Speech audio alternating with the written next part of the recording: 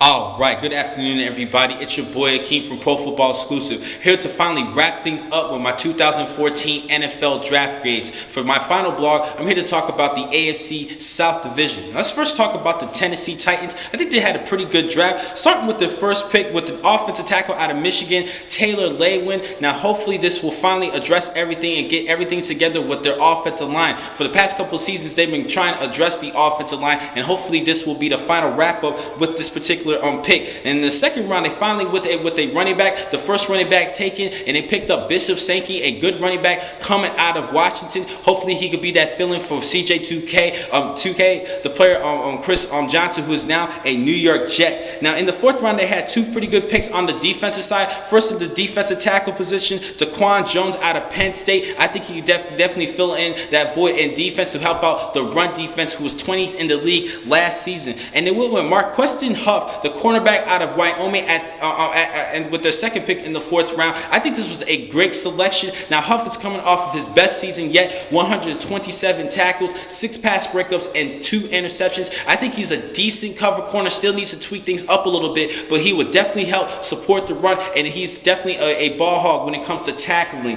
Now, in the fifth round, they picked up a good inside linebacker out of Kentucky, Avery Williamson, who had 235 tackles for the past 2 seasons. I think he's a good inside linebacker. And with their final selection, they went with their quarterback and Zach Mettenberger. He could probably have a good opportunity to start at quarterback over Jake Locker. I think people are trying to fade away from Jake Locker. He's kind of turning out to be the player that he's not turning out the player that they wish that he could be. And hopefully Zach Mettenberger can be that guy and be a better passing quarterback. So overall for their grade, I'm going to give them a B+. I think they did a good job, especially within the fourth round, to address the defense and still picking up a good running back to replace Chris Johnson. I think I have to give him a B+ overall. Next team we need to talk about is the Indianapolis Colts. I think they had a pretty decent job compared to what other scouts and other analysts have been saying. A lot of people believe that they were somewhat the losers of this year's draft, but I highly disagree with that. I think they did a decent job with their picks. Starting with the second round pick, their first pick overall, with Jake Newhart, the offensive tackle out of the Ohio State. Now, I do agree that they should have went with the offensive tackle with their first pick, but I disagree with the player. But I still think that Newhart is still a decent player, and I understand why they still address the offensive tackle position, and I think they should have went offensive tackle with their first selection.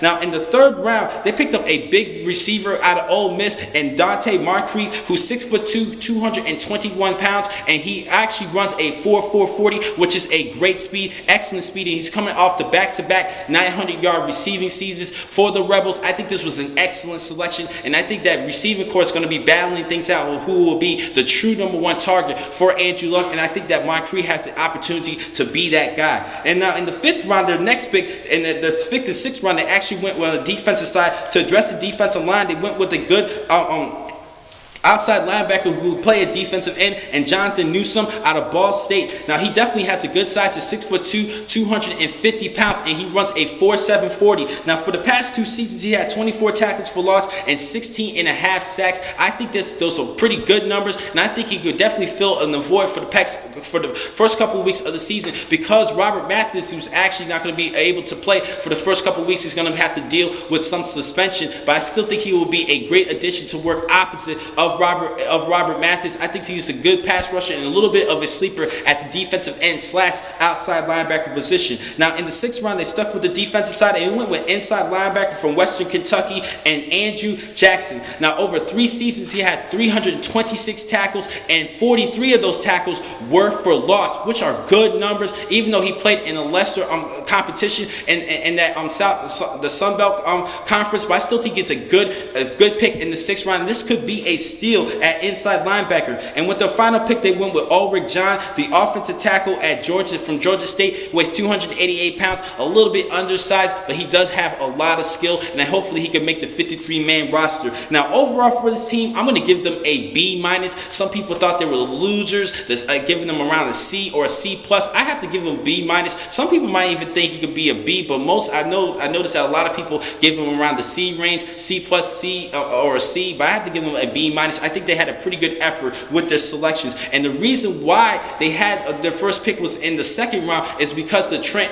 Richardson trade, and hopefully he will turn out to be a good running back for the Indianapolis Colts. Depending on Trent Richardson, I think that the result of Trent Richardson will affect this year's draft class, and I think we will have to stay tuned to see what happens for the next upcoming seasons. Next team we need to talk about is the Houston Texans. Now, at first, I was a little bit worried about their selections, but when you look at it, they did an outstanding job with their picks. First overall pick, Jadeveon Clowney out of South Carolina. He's going to work opposite of J.J. Watt, and I think that's going to be a great tandem at defensive end. And the second pick, they went to address the offensive line, and Xavier Su'a-Filo out of UCLA to help out the running game, who averaged 108 rushing yards per game.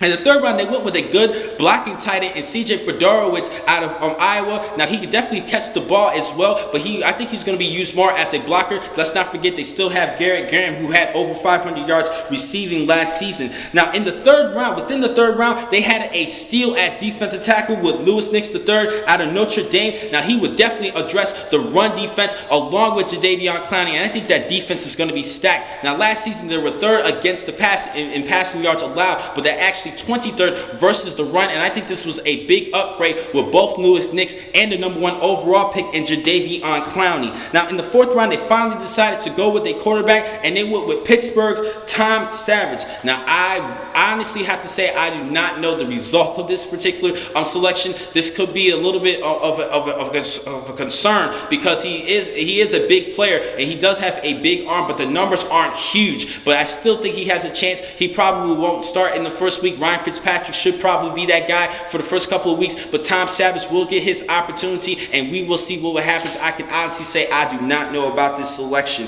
Now, in the sixth round, they had 3 selections. They first went with the defensive end, who I think he was going to convert to the defensive tackle position, and Jeffrey Pagan out of Alabama, because he weighs over 310 pounds. I think this could be a good pick at defensive tackle. Now, also in the sixth round, they went with a running back, sticking with the SEC Conference, and LSU running back Alfred Blue. Now, his career wasn't really all that, but he does weigh 225 pounds, and I think he could be a good, excellent third down positional back and short yardage back for this team. But Arian Foster will be that guy, that number 1 guy for the Houston Texans at running back.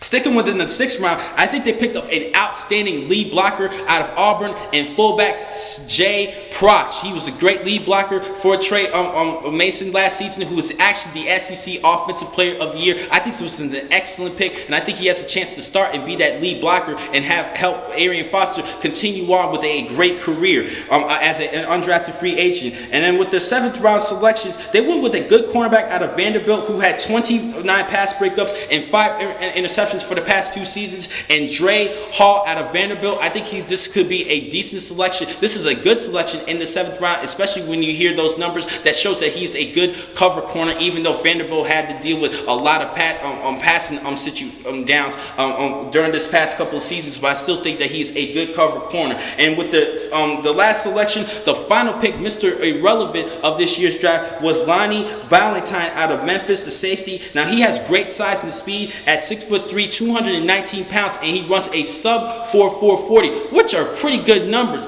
But he kind of allows a little bit too much separation between him and the receivers. So he needs to improve at that. And also he needs to stay low a little bit, particularly in his back pedal. He kind of back pedals a little bit too high. He needs to be a little bit lower and get in a more athletic position to even do a better job and not allow having too much separation. And that is the reason why he was the last pick of this year's draft. But we will see. Hopefully he can make the team and actually surprise a lot of people, including myself. Now, overall for this team, I'm going to give them an A-. I like their picks a lot, especially with the first 4 selections, and I think this is a steal in the 3rd round with Louis Nix III, so I'm going to have to give them an A- for their efforts. And last but not least, the Jacksonville Jaguars. They went 4-12 last season. They had a terrible year, and they needed to address things on both sides of the field. Now, a lot of people thought that if Jadeveon Clowney was available, they would definitely have to go with Jadeveon Clowney, but Jadeveon Clowney was actually selected with the 1st overall pick to the Houston Texans, and they decided to go who they really want to go at quarterback with their first pick at 3rd overall, and Blake Bortles out of UCF. They had their eyes on him since day one. He's just around the corner, and I think this could be a good selection. He has the most potential to be a star in the National Football League out of all the quarterbacks headed towards this year's draft. Now, for the 2nd round, they went with 2 wide receivers who could be playmakers for Blake Bortles, and Marquise Lee out of USC and Allen Robinson out of Penn State. Both these 2 players were all conference performers, and let's not forget about Marquise Lee, the 2012 Biletnikoff Award winner, given to the nation's top wide receiver. I think that the Jags did a great job addressing the offensive side, getting their, hopefully their franchise quarterback and weapons for them.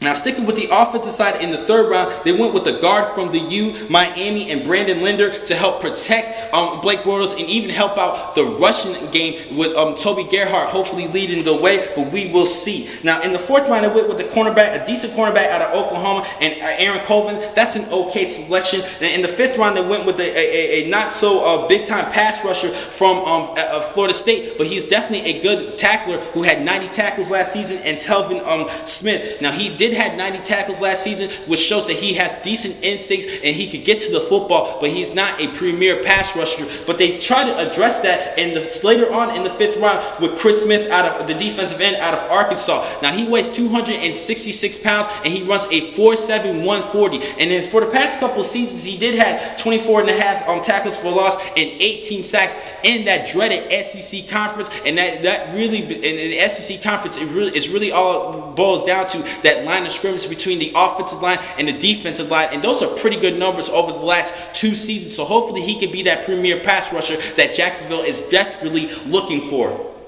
In the 6th round, they went with an offensive lineman out of UVA, Virginia, and Luke Bwanko. I think this was an okay selection, but even though I do like their idea in trying to address the offensive line to give Blake Bortles some protection and even help out the run game, I do understand that selection. And with their final pick, they went with Storm Johnson, Blake Bortles' teammate from UCF at running back. Now, Toby Gerhart did just sign to the Jacksonville Jaguars, but at the same time, Storm Johnson still has an opportunity to get some playing time. Hopefully he can be the number 2 running back, if not the number 1 running back, especially being teammates with Blake Bortles, who actually have so much familiarization between each other. I think he could have a clear opportunity to be that number 1 back for the Jacks, but anything goes. But for right now, Toby Gerhart is that number 1 guy because they did just sign him to a decent contract. So overall for their grade, I'm going to have to give them an A-. They did a great job addressing the quarterback situation, getting some receivers, some weapons for this quarterback, and hopefully they have a promising future in the National Football League for many years to come. So I have to give them an A-. Hopefully they could get into the playoffs in later future. Now, the next time I'm going to catch you guys as far as the NFL talk, it's going to be later on and during the summer, because I'm not going to really talk about the season, but I'm going to head back to fantasy football, where I'm going to give you, starting off in July, where I'm going to give you my rankings of every major position for fantasy play, and I'm going to give you tips. But I'm mainly going to be headed back to college football, where I'm going to start in July, as well as with my fantasy football, with my previews for the 2014 college football year. I'm going to see you guys in a couple of months. Thank you for watching today's blog from Pro Football Exclusive. I'm your man, Akeem McCall. Be easy.